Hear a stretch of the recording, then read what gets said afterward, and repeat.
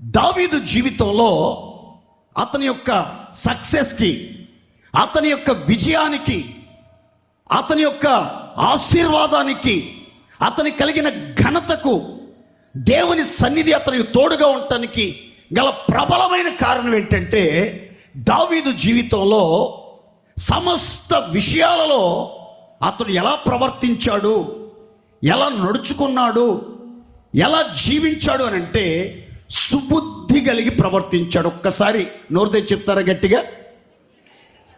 సుబుద్ధి అంటే మంచి బుద్ధి, మంచి స్వభావం, మంచి ఆలోచనలు, మంచి తలంపులు, మంచి ఊహలు, మంచితనం నిండుగా కలిగి, మంచి ఫలములు కలిగి, మంచి చెట్టులాగా,